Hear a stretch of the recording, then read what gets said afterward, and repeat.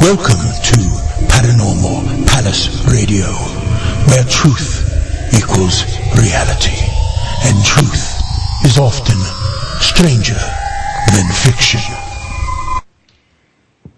Hello everyone, welcome to Paranormal Palace Radio. This is your host, Royce the Redneck Radio Man, and joining me today is going to be Oberon Zell, and we're going to be talking about lost civilizations and the secrets of the past. And this is an anthology that was put out by New Page Book, and many different authors talk about many different categories of ancient mysteries. And I know today's author has a chapter covering Atlantis, and if I remember correctly from when I read it, it's actually covering lost continents in general, and I might be corrected on that. I don't have the actual chapter in front of me, but I did read it the other day, and I'm trying to remember which one that was, but he's covered quite a bit of material about different locations of Atlantis that I do know for a fact that I was reading about. The only part I can't remember is that I also see things like Lemuria and others, and I think I did, but I read so much I sometimes get them mixed up.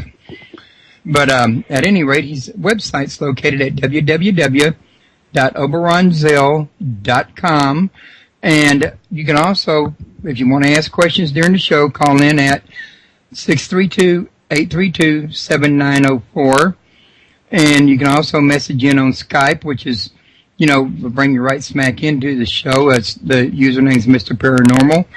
And for people that are listening at YouTube or at iTunes or one of the other locations, you can also reach this site at www.paranormalpalace.com, and feel free to join the chat and ask questions in chat. So, Oberon, how are you doing today? I'm doing great, Royce. Good to hear from you. Oh, it's good to hear from you, especially after my mix-up a couple weeks ago with my signal. But like you were saying earlier, such is the follies of technology. Putting your exact wording. Right. Well, I'm just glad that we finally got together here. I'm looking forward to our conversation. Well, now, Oberon, was I right that you had, I remembered reading you had written more about than just Atlantis? There were some other civilizations you had mentioned as well? Oh, yes. I discussed quite a few of the ancient lost civilizations. As you mentioned, Lemuria and Mu are among those. Also, the Garden of Eden and Dilmun, and even a place that we don't really have much stories about, but is a very significant one, called the Doggerland, which is in the North Sea. And in general, the whole idea of lost lands, which actually existed geographically, and for one reason or the other have been wiped from the face of the earth. Right. Now, all of these share a common theme. They were all noted in their cultures as the lost paradise, weren't they? Mm-hmm. Right, they were. Yeah, we have these persistent stories that come down that once upon a time there had been this beautiful paradisal place, this garden, this, paradise, really. And then there was this terrible catastrophe, a great flood, or a volcano, or some cataclysmic event, and it totally destroyed it or sank it beneath the sea. And ever since then, we've all become exiles wandering the world in search of our lost paradise. And this is a very common theme, and many people have felt that this must imply, because such things are found all over the world, that once upon a time we were all in the same place and they're all the same story. And but really, many of these stories can be located specifically in different areas and at different time frames. And still, there are common features, which is really interesting, especially the flooding mythos is a recurrent theme. There are something like 75 different flood stories that have been collected from around the world, accounts of a great deluge that once wiped out the ancestral people.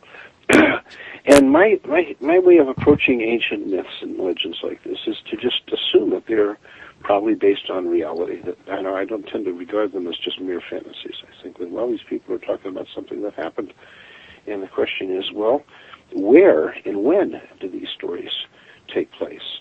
Because, we get them down as, once upon a time in a galaxy far, far away. But we don't really get a focus when the stories come down to us of an exact location and a time frame. And I think if we start doing that, we find some amazing things. Like when, for years, for millennia, the story of the Trojan War had been considered just a fantasy myth of long ago, a once upon a time story. But, until they found Troy. Exactly. Well, it was Schliemann who did that, and because he just decided to take the story at face value and say, well, look, let's just assume this really happened.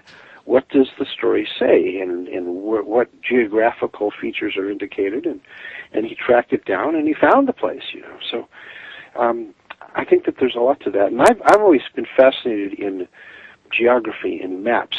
When I was a kid, my parents subscribed to National Geographic, and I just loved the maps that came with these. I had them up all over the place. And in fact, the greatest fantasy epic of our time, Lord of the Rings, appealed to me initially. Before I even read the story, I just picked up the book and I saw the maps in the back, and the maps is what totally intrigued me. Even now, I've got a huge 4-foot by 5-foot map of Middle Earth up on the wall in my library because I love maps. And I got into making maps, and as I started looking at these tales and stories in fantasy that took place in some legendary long ago place, like the Conan the Barbarian or the Lord of the Rings, they would often accompany these with maps. And I really got interested. Well, what are these maps based on? They look like maybe they're maps of Europe, but at a different and earlier time. And I became aware that once upon a time, during the Ice Age, which ended about 10,500 years ago, the geography of the Earth was a very, very different thing, because vast amounts of water were taken up out of the oceans and to miles-thick glaciated sheets of ice that covered the continents. And the coastlines extended hundreds of miles out into the sea, comprising what we now call the continental shelves. And these were all fertile, lush plains that went out into the sea. We think of the Ice Age as just this time of glaciers and stuff, but that's how it was inland in the high mountains in the northern areas. But for much of the world, it was a very lush and paradisal era. And the thing is that people always build their civilizations at the river mouths. Where the river empties into the sea is the perfect place to establish a city, because you have the fresh water of the river, you have the river for commerce, for going up and down in boats and for fishing, and you also have the ocean, which allows you to migrate in boats up along the coast in all directions and have access to all the sea life for fishing and foraging, and it's just the ideal location. And this is where everybody lived and settled. And then the oceans, what happened then was that the ice melted, and there were cataclysmic events that made some of that rather abrupt, and suddenly these vast areas, over 10 million square miles of land, that's a huge amount of land, were suddenly inundated by the tsunamis rushing in from the seas that claimed these lands as the ice melted. And all of these places, all the major areas of human habitation were simply submerged. And the people who escaped from this, who may have been living up in the higher grounds and looked down to see the cities that they used to live in or used to visit being washed away, spread these legends and tales that came down to us through all time of that once upon a time. And since then, every time such an event has occurred, that a major tsunami or a flood has wiped out a place. We're still having this happening, in our present time. We just had that big tsunami in Japan last year, that kind of stuff. Then we get the legends are recalled. People talk about, just like Atlantis or just like such and such, And so there's a kind of recurrent awareness. In part of our psychology, we can't just live in a state where we're perpetually anticipating extermination. We can't live our lives anticipating that any moment we're going to die. So we try to live in the present, and we sort of ignore this reality that in the deepest parts of our mind, we know that we are mortal and that life and things and civilization itself is ephemeral. Just kind of choose not to think about it. Right, we choose not to think about it. But still, it comes back to haunt us. It comes back to haunt us in stories and dreams and legends. anyway, that's sort of the theme I was looking at there. And so my major contribution was the second chapter called Paradise is Lost, in which I just discussed the geography of actual lost lands and the legends that arose from them specifically. And I included a whole bunch of hand-drawn maps, which is where I had a lot of fun. I actually got to draw all these nifty maps. Yeah, I saw those maps, and I thought that was really nice to have those in there because it kind of gets people to feel about roughly where the area was, how the land mass was sort of shaped to some degree. And it kind of, if you ask me, makes it a little bit more personal. Well, that's how I always felt. I really, like I said, I really like maps. I mean, even just driving around my neighborhood, I like to kind of, Google Maps it, or, I love this Google Earth thing where you can just pick any spot on the world and just zoom down into it. The whole idea of having that sense of exactly where you are at any moment that we're now embedding into things like our GPS, navigation screens and all that kind of thing. I think we like that. We need to have some sense. And if you just extend that through time, that sense of, well, what was this place like 1,000 years ago, 1,000,000 years ago, that kind of a thing, it's just fascinating. The Earth is constantly changing, and there is no real permanency in any of it. But if you look at it as a flowing, organic, living, moving process, it can be very exciting. It'll be a lot more exciting than nothing that ever changes. That could get pretty boring. But right. One of the things you mentioned earlier that I kind of picked up on was Middle Earth. Would this be the same thing as, say, the Hollow Earth theory? No, Middle Earth actually is the term really comes from the Norse legends, in which you had the upper realm of Asgard and the lower realm of Niflheim, the world below, and the world above, and in between you had the mortal world of Middle Earth. And most of the medieval mythologies and theologies have had this sort of notion, the earth in the middle, heaven above, and hell below, or the world below, the underworld, as opposed to the world above that we can see, the stars, or envision the stars perhaps as just simply, holes in the floor of heaven through which the light shines through, as some have said. But our world that we live in is always called Middle Earth in these stories that embrace the worlds above and below. So that's what I'm really talking about there. The Hollow Earth theory is another whole thing, and really fascinating, but doesn't have any geological basis exactly. But it's got a long history in legends and tales, and is another whole fascinating subject, which I didn't really try to go into here. But when I talked about Middle Earth specifically here, I was referring to Tolkien's particular story in The Lord of the Rings. And what's interesting is, in his own personal correspondence, Tolkien said that he imagined his story set about 6,000 years ago. And the area of the Shire, where the story takes place, is the area of Cambridge University, where he was working. And you just sort of extend it out from there. And he said that Minas Tirith was located about where Troy is. So if you basically take a map of Europe and locate Cambridge and Troy, and then project the rest of the map of Middle Earth over that, you can see some interesting alignments. But the most obvious one is that there is no English Channel, and the North Sea is entirely filled in by an area that's called the lost land of Arnath. And that was a real area. In fact, there's some hills on the Tolkien's map in that land that actually exist, that are called the Dogger Banks, that are submerged range of hills submerged beneath the North Sea.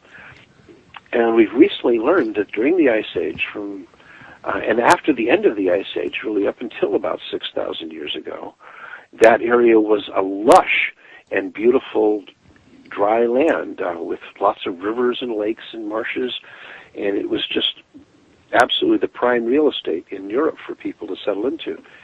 And then there was a huge earthquake off the coast of Norway that created an immense tsunami, and the tsunami swept across this land, which had already been getting sunk a bit, and swept across it and cut the English Channel, and the entire North Sea went beneath the sea. And the English Channel separated the British Isles from Europe, and the rest is history. But this was a real place, you know. So it was that interested me about Tolkien's map, is that he really did seem to have a sense of putting it in a time when the coastlines and the shape of the continents were very different. Now, he did some odd things, like on his map, Spain doesn't exist. He's totally eliminated Spain right off the map. So he may have had a thing against Spaniards, so I don't really know. But everything else is really quite lines up, you know. Well, yeah, you were reminding me when you were talking about Norse mythology, about the different lands. It sounded to me an awful lot like Greek mythology with Olympia and the Elysian Fields and Hades. Yes, of course. Well, it's been very common in many mythologies. If you have a concept that after this life is over, people transition to another life in some other place, you have to kind of locate where that place is going to be. And some people have located it above the earth in the heavens, and some people have located it below the earth in the underworld, and some people have located it over the sea in the Blessed Isles. But the ones that we're most familiar with are the, either above or below kind of a stuff. And in the Greek mythology, the world above, Mount Olympus was sort of the foundation of it, was the abode of the gods. The same thing for the Norse, really. And it wasn't a place where people went, but when people died, they went into the underworld, which was considered to be below the earth. And you took a journey. You were ferried across the river Charon, or the river Styx, by the ferryman Charon, and taken to the Erebos. And Erebos is sort of the whole world below, but it had different regions, just like we have different regions in the world here. There was the deep Tartarus, which was the pit where the evil ones got thrown, and it was an awful place where your punishment would be meted out according to what you really deserved. It was the ultimate divine justice sort of a place. And then you had the Elysian Fields, which was this beautiful paradisal region where your beloved ones would be waiting for you and your family, and you would just have happiness and joy, very, very much like our modern concept of heaven was the Elysian Fields, except it wasn't up in the clouds. It was all green and beautiful and lush and perpetual springtime. Right. And then of course you had the Lord and Lady of the underworld. You had Hades and Persephone. And for reasons I've never quite been able to sort out, many people got to referring to the underworld itself as Hades, which is odd because that's not the name of the underworld. The name of it was Erebos.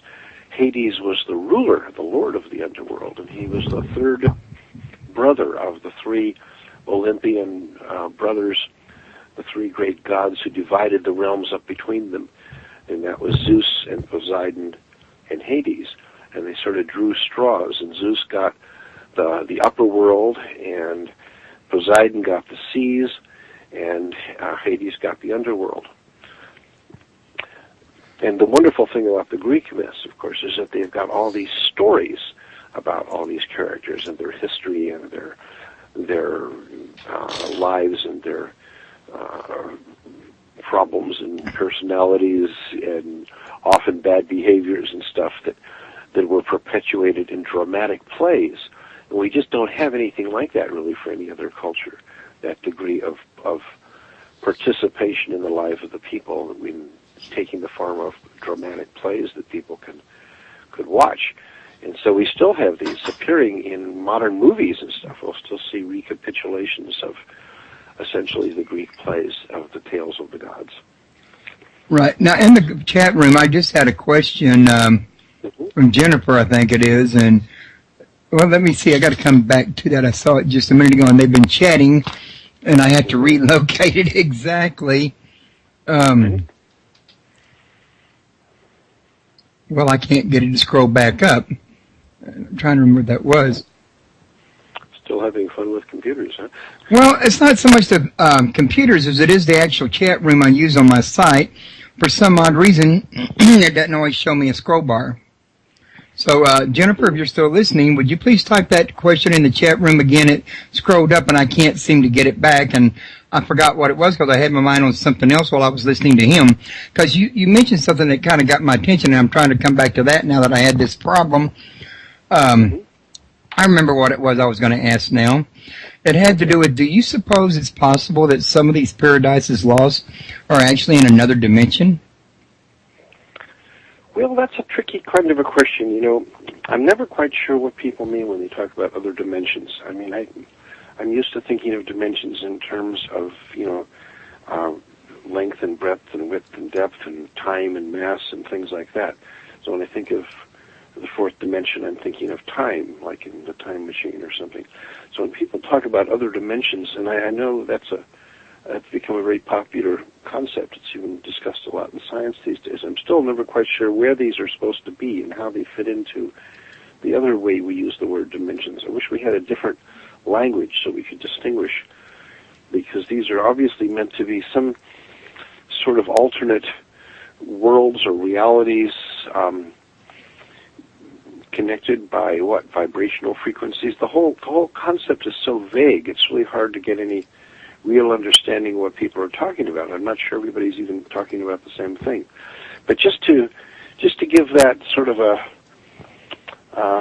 handle of some sort, certainly there do seem to be multiple planes of existence, and if we want to call them dimensions, I suppose so. We now understand the world as a multiverse in which, hypothetically, infinite possibilities and infinite parallel existences may exist, separated from each other by frequencies, perhaps, or something. And what these are. I mean, we've always had the concept of the realm of fairy, for instance, which is sort of another realm or dimension, if you like to, that sort of runs alongside ours, and that occasionally we get little doorways or gateways or portals between them that allow passage back and forth. And I do really believe in that. It fits in with modern physics as well as our worldwide mythology, that there are other realms of existence that occasionally intersect with ours in various sorts of ways. But I'm not sure that fits for most of these legendary lands. They really do seem to be actual physical places that simply were eliminated by earthquakes or tsunamis or floods or volcanoes or something. Certainly that's true of the big famous ones like Atlantis and such. But we've also got a perpetual ideas, for instance, on modern-day UFO contactee experiences that people have of being abducted. The abduction experience has been noted by Jacques Vallée in his book Passport to Magonia as being exactly parallel to the descriptions that medieval people used to have of being taken by the fairies into the fairy mounds. And the fairy mounds were literal places. These were the mounds left as tombs by the ancient peoples of the British Isles, and they're still there, and they still are, hollow places. But the idea was that at one time these were habitations, and they may have been. Many of them apparently were. People apparently lived in these rafts and underground chambers that were covered over. I mean, I visited some of the excavations of these in Cornwall, so they're really quite fascinating. Yeah, even in Israel they have the catacombs. Mm-hmm. Exactly. So there were lots of underground passages and chambers and places where people did in fact live, and those people were regarded as inhabiting a vast realm beneath the earth. And this is really the origin of the hollow earth and inner earth ideas, because people would come out of these places and disappear into these, the last remnants of the old cave dwellers and such. And certainly some of these caves that have been discovered themselves are vast. Some of them go on for hundreds of miles that they've discovered in recent years, like this huge one in Vietnam, I think it is. It's just unbelievably vast. So people living in these places became known as the dwellers beneath the ground, the gnomes and the fairies and the Picts and the underground dwellers. And but the stories that grew up around it, if you went there at the right season, in the full moon at a particular moment in the year, and the door would open and you'd go in there and you would enjoy this wonderful hospitality and feasting and celebration. And when you came back out, 100 years would have passed in the world. And that's an interesting thing, this discontinuity of time, because we find the same thing happening in the UFO abductee experiences as people report. Missing time factor. Exactly. They come out and their watches aren't set for the same time. And we certainly know from relativity theory that time is flexible in that regard, that if you were to go at approximating close to the speed of light, time would slow down, and what might seem just a day to you could be 100 years to an observer watching on the outside. So perhaps there's more of that, and perhaps really what we're dealing with some of these phenomena, especially the UFO phenomena, may be more connected to travel through time than through space. That we're just standing at the threshold of this. We're children standing on the shores of the ocean, playing with the pebbles and looking out over this vast sea, which we have no comprehension. And some things wash up on the beach, and that's all we know of it. We have no idea what it's like out there. Right. Jennifer, I got a question back now. Mm-hmm. She was wanting to know, does utopia really exist? Well, utopia, by definition, is a term for something that doesn't exist, but is a vision, an idea of an ideal world. So that's what the word means. That it means the perfect place. It would be kind of like another term for the Golden Age, in other words. Yeah, sort of. Although the Golden Age is interesting, people refer to a past period of fond memory as a Golden Age. I mean, they even talk about the Golden Age of comics, being in the 50s or 40s or whatever. And certainly former eras that people remember fondly are called Golden Ages. But, nostalgia is not what it used to be. We have a more jaded idea sometimes of past Golden Ages. But we all have these legends. We all have these stories that we recall about once upon a time it was better, which says something about the way we perceive the world we're living in now, that we feel that somehow it's supposed to be better. And hopefully that sense will move us toward trying to improve the world so it becomes better. Because I think our real goal is not to get caught in nostalgia for Golden Age long past, but rather to work actively to create Golden Age for the future. But the utopia vision of an ideal world is a very common theme in science fiction, and it projects an ideal world. And really, it was Plato who first came up with this. In a sense, Plato's writings on Atlantis were in many ways his attempt to kind of design his own utopian ideal world. But we often find that attempts to design a perfect ideal world for the future end up being dystopias, where the things don't quite turn out as well. Like 1984 was one of those classics, for example. So it's really hard to do. But we all have, I think, our own idea of what the perfect world would be that we would like to live in. The problem often comes when we don't take into account other people's notion of what might be an ideal world. Could be very different from ours. Exactly. I mean, for example, people who are devout Republicans would have an idea of a utopian world that might be very different from equally devout Democrats. Or people who are devout Muslims envisioning their utopia would not seem like such a great place for devout Jews or Christians, for instance. So, if it doesn't include everybody, then it's a very limited and elitist kind of a view of paradise. I think this is kind of the challenge that those of us who are trying to shape a better world today have to look at, is how can we create an ideal world that works for everybody somehow. Like Disneyland, some kind of a future thing that's a happy place for everyone to be. Yeah, I have to wonder, how could they do that with everybody's preferences being so varied? Exactly, especially since many of the people's preferences involve exterminating the people they disagree with. And that just isn't going to set so well with said people they disagree with. Yeah, that's going to pretty much ruin somebody's utopia. Yeah, I think so too, I mean, during the Middle Ages, the Catholic Church's idea of utopia included the Inquisition to round up all the heretics and burn them at the stake. But if you happen to be one of those heretics, that's not so utopian. And that's one steak dinner I don't want to attend. Right.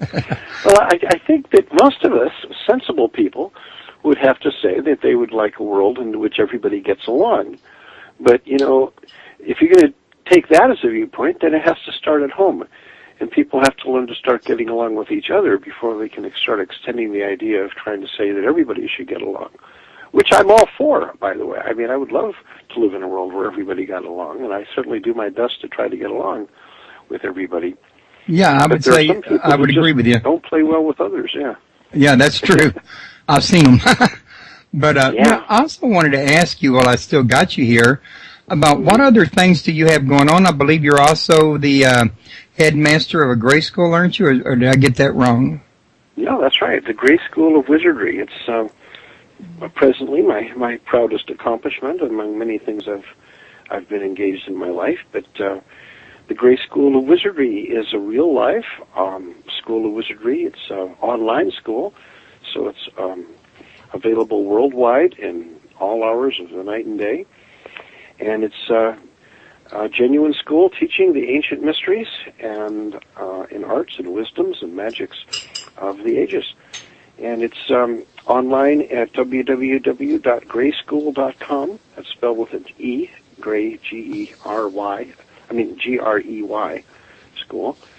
We have over 400 classes in 16 departments of every conceivable type of magical study, all color-coded, and 30 full-time teachers who are really amazing. Many of them are the authors of the seminal books in their particular fields. And it's a 7-year level program, although some people go through it much quicker than 7 years, but each level is the equivalent of what you would normally get in a year of credits and classes in any other school. So you can proceed at your own pace. And it's really quite amazing. Graduates it's an apprentice program. Graduates are certified as journeyman wizards. And it takes you through what would be the equivalent of middle school through high school level stuff, although I have to say that more than 3/4 of our students are adults. That's 18 on up, and some clear up until their 80s, because it really is for everybody. But we do, unlike almost all other online schools that teach magical subjects, we do admit youths as well from 11 on up. And it's great. Please, by all means, check it out. The departments are amazing. If you go to the website, you can click on to the different departments and get a kind of an overview of what they're about and what the classes are. And there's a little class synopsis of each one and kind of lays it out there. But it's more than just simply the pure online academics. We have houses and lodges and clubs and social activities and competitions and summer camp, physical meetups at various places and locations around the country. We have students in 40 countries around the world, and you want to get to know some, correspond with fellow students in China or Turkey or Uzbekistan, we've got them in the school. That's the beauty of the internet. It's got a global reach. I know, it's wonderful. It's just what's wonderful. The students are just really, really proud of the school, and the school spirit is really, really high, and we just think it's a wonderful thing. We're all very excited about it, and I'm very happy it's working so well. We have so many dedicated people just putting their hearts and their skills in this. We have amazing website designers and amazing teachers. And this was my concept and design, but these days, I don't have as much hands-on participation because I'm mainly dealing with administrative such stuff as well as continuing to write my books, because it's my books that form at least some of the textbooks that started the school off. Ah, okay, I see. Well, I tell you what, that's quite a bit of accomplishment you got under you there. Now, I got to ask you, though, your schools that you're doing online, what do y'all use, like a Yahoo group or a forum board or something like that for posting questions and answers and stuff? Yeah, we have a forum board system for this. We have, each class has its own forum. The houses and lodges that are the little social groupings and clubs have their forums. There's the Great Hall, which everybody participates in. There's a campus tavern for adults only. That's its own little forum and quite a unique little feature. So yeah, we use the forum system, and we have quite a few of them for different subjects. There's administrators and faculty have their own forums and such. But there's a lot of interpenetration between them, especially through the Great Hall, where everybody gets to play. Right. Okay. Now, how long have you had this school? How long has it been running, in other words? Well, the school was founded in 2004, and so we're very proud that it has now completed its 7 years of initial existence, because we'd originally designed it to be a 7-year apprentice program, that being the traditional length of apprenticeship in the medieval guild system, which is what we based it on. The medieval guild system is the foundation of our entire organization, of all of our modern educational university systems in the West and all, so we followed suit and used that system. So what we're now planning, now that our first apprenticeship program is filled and we now have completable majors in 16 departments, is we're starting to design the next level, which would be the equivalent of a 4-year college, and that will be called our journeyman level. And when we do that, then the Gray School will become sort of an umbrella term under which we will have several different divisions. Our present our present apprenticeship program will be called the Arcane Academy, and then the college level program will be called the Invisible College. And graduates from that program will then be certified as masters. They'll get a master's certificate. And we're looking at going on beyond that eventually with university level programs that would be master's studies that would culminate in an adeptus degree and so on. We have many, many ideas to carry this forward on into the future. It's very exciting. It sounds like it is. Now, while you was explaining this to us, Jen in the chat room was asking about whether or not Eden, or whether you think whether or not you think Eden might be in the Hollow Earth. Eden? Well, Eden is interesting, and I've got a whole chapter, a whole section in my piece of the book on that. Eden, I now find I am completely convinced, because of the recent archaeological work that's done, that Eden is the area that is now the Gulf of Persia, the Persian Gulf.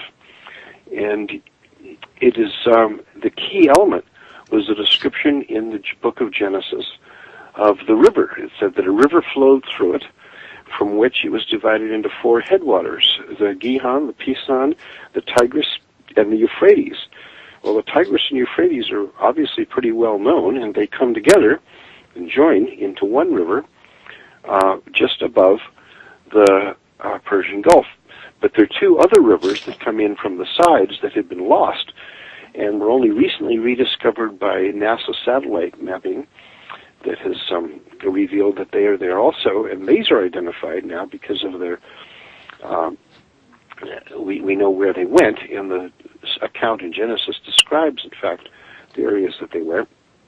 And so I think we can now pretty firmly say that the area that is talked about in the Bible as the Garden of Eden is at the top end of the Persian Gulf and is now submerged. And that submergence happened in several stages. During the Ice Age, the entire Persian Gulf was just a beautiful, lush valley, all the way down to the Arabian Sea. There was no Gulf there. It was just this nice river valley, and it was lush and beautiful. And apparently that is the place where agriculture began. That is the first planting, deliberate planting of crops. Well, that's what makes it a garden. A garden's a place where you plant things. So the Sumerian and Babylonian myths call this area Dilmun, and they have their legends about it, and in marvelous stories from which the account in the book of Genesis is only kind of a smattering memory of that, because obviously since this had to have come down through the Abraham's line, he had grown up in Samaria, and then he left and moved over, and he told these stories that he remembered from childhood, including the story of the flood. And all this stuff happened in the area that we now know as the Persian Gulf, including the Great Flood, which inundated that whole area. And now these things can be dated, and they can be mapped, and they can be located, and people are now starting to do diving expeditions in those regions looking for evidence of prior habitation, and it's really quite neat to know that this place that is a place of legend actually existed. I think is exciting, but it hasn't gone down to the Middle Earth or anything, or into the inner Earth. It's just been submerged, as has been so many places. The ocean levels since the Ice Age have risen 400 feet. That's a lot. Which means that it's a lot, and 10 million square miles of land have been submerged. That's a lot of land. And what that means is that where people used to live, the primary habitations on the seacoast, are now not only under 400 feet of water, which renders them completely inaccessible to any means of our getting them. We simply don't have any manned submersibles that can go down that deep and do excavations. Certainly humans can't, go outside of the bathyspheres and diving suits at that depth.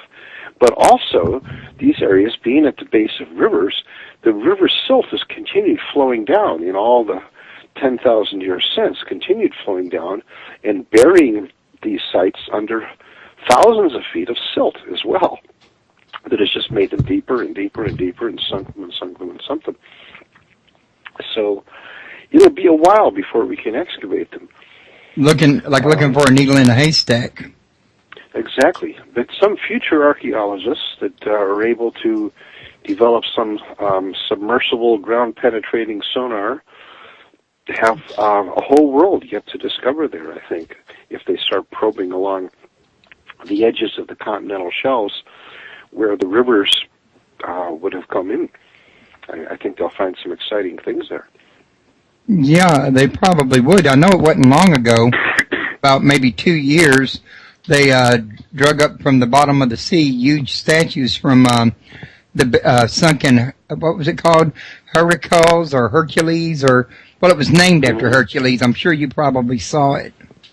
The Colossus of Rhodes, I think you're talking about. They found remains of that, and they also recently found a submerged temple off the coast of Japan. That's the top of which is only about 65 feet beneath the water surface, and the base is about 150 feet down. And this is not even as deep as some of the other places. So things are starting to turn up. Of course, there was the legendary Bimini Wall in the Bahamas, and I don't know if they've ever quite decided whether that's artificial or natural, but it certainly looks artificial. And it's not that deep. It's just a couple hundred feet. They recently found a whole cave full of incredibly beautiful paintings. It was the entrance of which was several hundred feet beneath the surface of the water. That had been a coastal cave, and fortunately it trapped an air pocket when the waters rose, and people found it in underwater diving and came up inside it, and here was this beautiful painted cave. There's so much yet to be discovered and found. We always operate from this assumption, as science does, that, well, now we know everything, It's just the way we think. We just can't operate otherwise. Even when we're little children, we're constantly thinking, well, now I know everything. This time they wanted to close the patent office 100 years ago because they say, well, everything that could possibly be invented has been invented, so we might as well close the patent office. Well, they did that, there'd be no internet. Right. There'd be no computers. Right, and when that happened, when the internet first came out, when the first personal computers were being designed, the big companies like IBM decided that there was no interest and no market because who would want such a thing? They figured that the worldwide, one of the great experts, the head of IBM at the time, had said something like, I estimate the worldwide demand for personal computers to be maybe half a dozen. And just no concept. No vision. No, all of the science fiction that we look at from up until the mid-'60s or so had no vision whatsoever of the internet and personal computers and such. But now look at something like the Star Trek communicator, and we now take for granted. Everybody's got one. We carry around in our pockets. We flip them open, and they're much better than the ones that Kirk and those guys carried. I mean, these have pictures and sound and play movies and everything.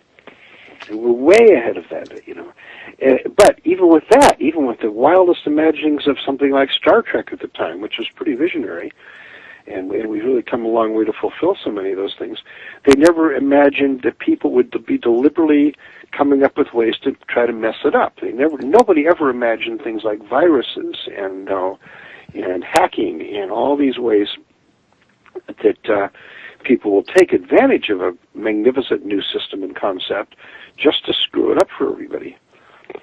Yeah, for everything they make, somebody's got to take advantage of it and exploit it.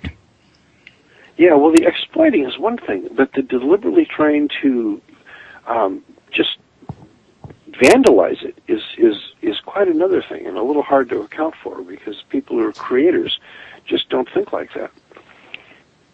Many of them don't, but I tell you what, if it weren't for people that did, where would we be? I mean, without people like the Wright brothers, for example, or Henry Ford, or some of the others that did have a vision and could see things that other people thought was ridiculous and was willing to stick to their guns, we might still be living in the Middle Ages or the Renaissance.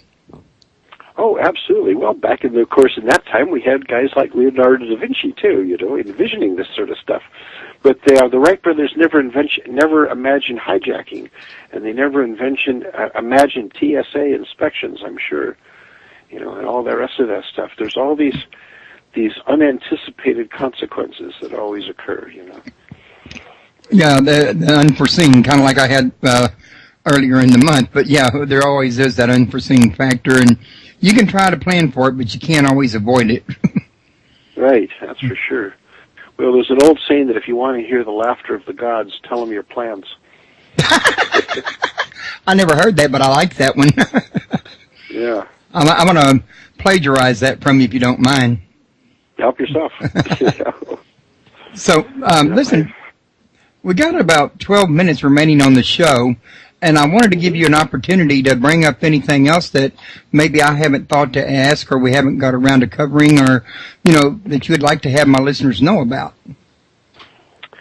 Well, gosh, there's much. I do hope that folks will go to my website, oberonzell.com, and check out some of the links to some of the other stuff I've got going on. There's Green Egg Magazine. There's my art, my statues and jewelry and stuff at Mythic Images, which some of you might like. And, of course, there's my books, in which I've taken some time to try to explain a lot of this stuff. And I'm always working on more books, which I'm currently doing. And there's the Church of All Worlds, which I started 50 years ago this year, 50 years old, as an attempt to create a religious perspective that was a little more in line with my idea of what would make a better and more inclusive religious perspective that was not all about keeping people out, but more bringing people in, which has become very, very mainstream in some ways now because it was the first environmentally oriented religious movement, green religion.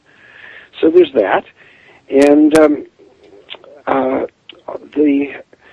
one of the things that I'm talking about these days a lot in my presentations is the whole 2012 phenomenon, because everybody's all excited about the whole Mayan prophecies 2012 end of time thingy.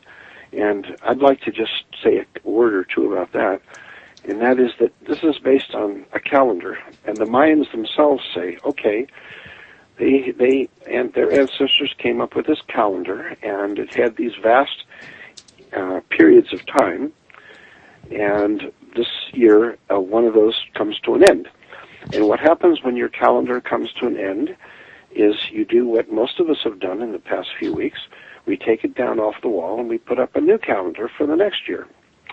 And I really think that's what we need to be looking at, is it's time to be looking at the new calendar that we want to be putting up.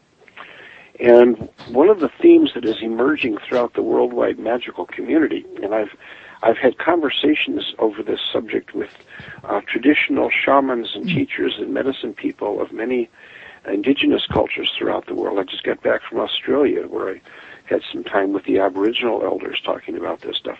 And all are in complete harmony and agreement that they are seeing this time as a time of the awakening of the global consciousness, of the awakening of Gaia, of Mother Earth, if you wish, or if people prefer, just simply global consciousness.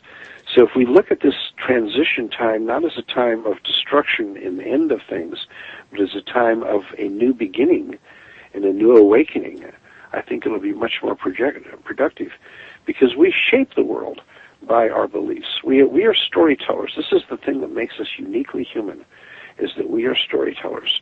We live in a world of stories that we have created. All these things we were talking about, Eden, Atlantis, Middle Earth, all this stuff, these are stories. And without our stories, we don't exist. We're not even human without stories. This is why we developed speech. And when we first mastered fire, we sat around the campfire telling stories. And so throughout all of our time, we are suffused with stories. Our whole libraries, our legends, our fairy tales in whatever forms. These days, the movies and TV shows and in books and comics and all. These stories are the sea in which we exist. This is our metaphorical language that tells us who we are and where we're going. And the thing about it is that we are shaped by these stories, but if we are understanding this, and this is the art of a true magician, and the secret of the wizard, is that we are the storytellers too, and we can take this opportunity to create our own stories, and we can write better stories and tell better stories that will be more compelling. And so now you've got an increasing number of people like movie makers and book authors and all, who are deliberately creating stories to introduce them into the world that will change things, give people a different attitude. And a really good story can have an enormous impact. I mean, look at the Harry Potter stories, or the Lord of the Rings stories, or the Avatar movie, things like that.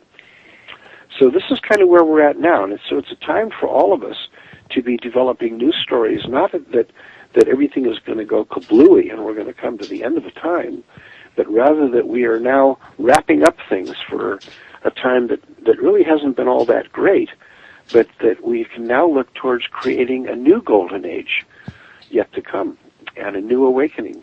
And so that's the story to be telling.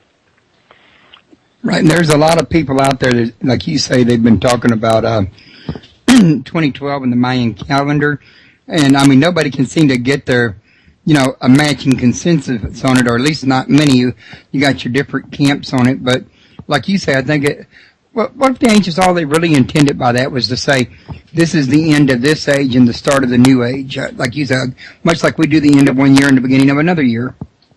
Yep, that's exactly what they meant. And the Mayan elders themselves keep putting out statements about this, because they say, hey, we're still around, It isn't like we don't exist anymore. We ought to know what we're saying, and this is what we're saying, and this is how you should understand it. It's the end of that age and the beginning of a new one.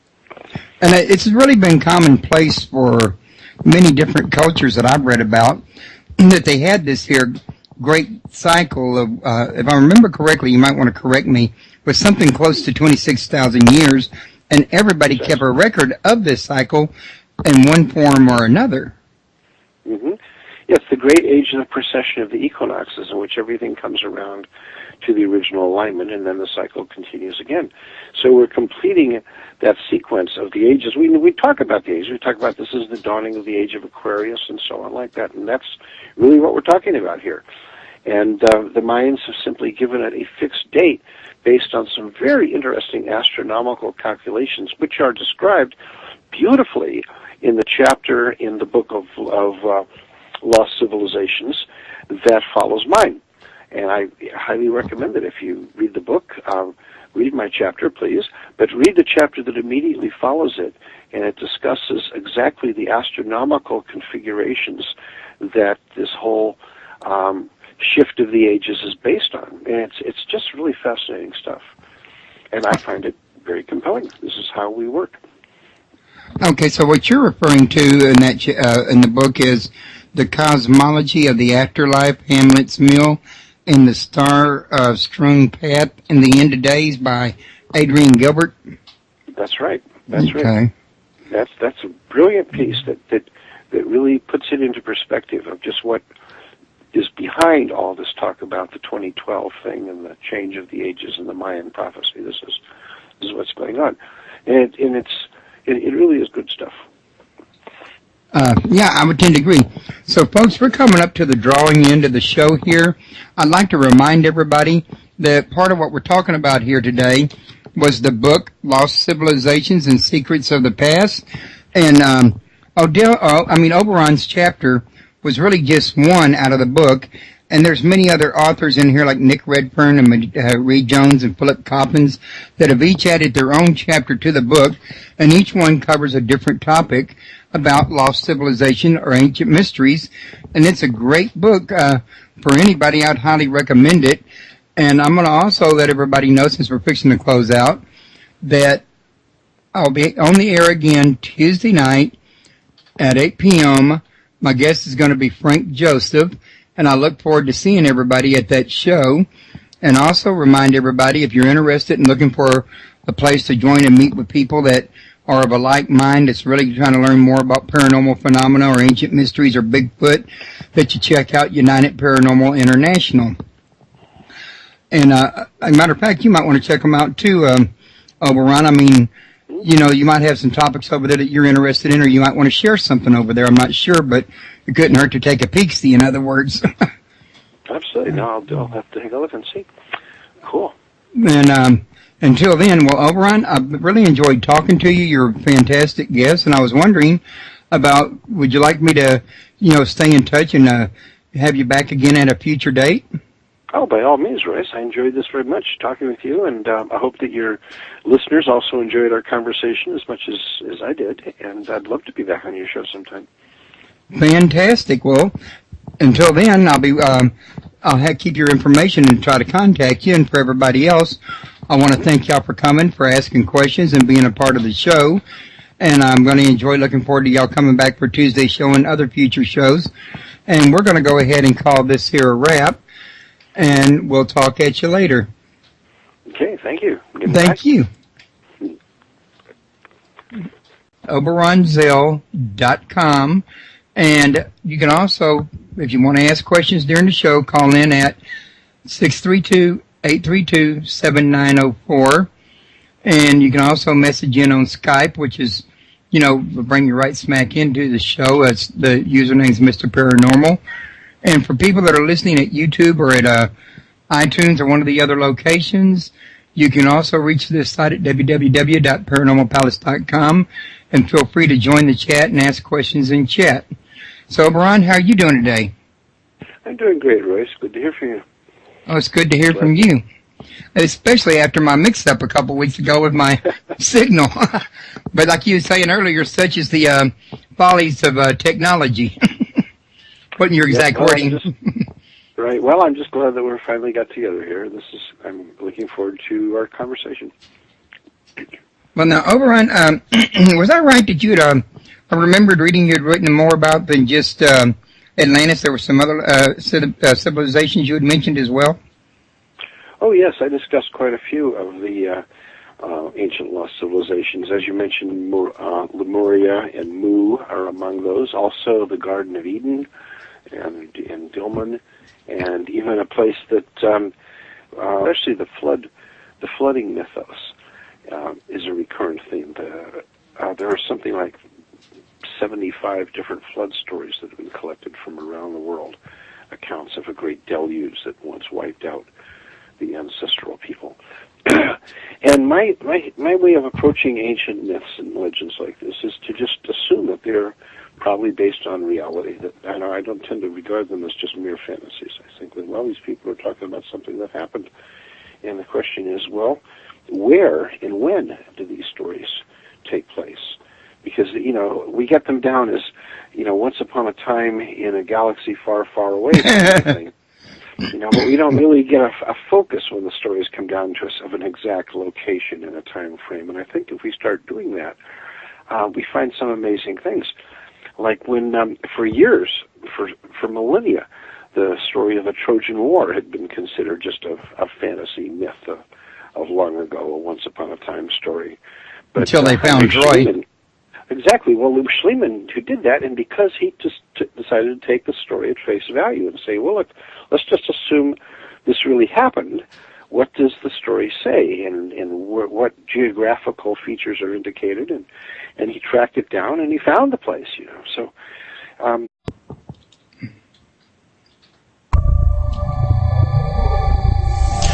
Welcome to Paranormal Palace Radio, where truth equals reality, and truth is often stranger than fiction. Hello, everyone. Welcome to Paranormal Palace Radio. This is your host, Royce the Redneck Radio Man. And joining me today is going to be Oberon Zell. And we're going to be talking about lost civilizations and the secrets of the past. And this is an anthology that was put out by New Page Book.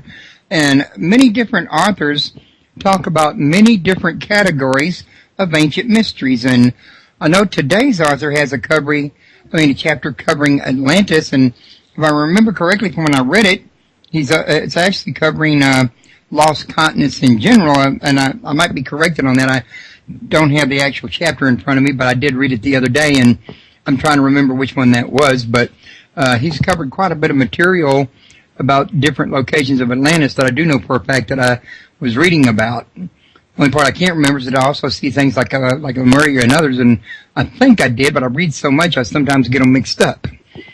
But at any rate, his website's located at www.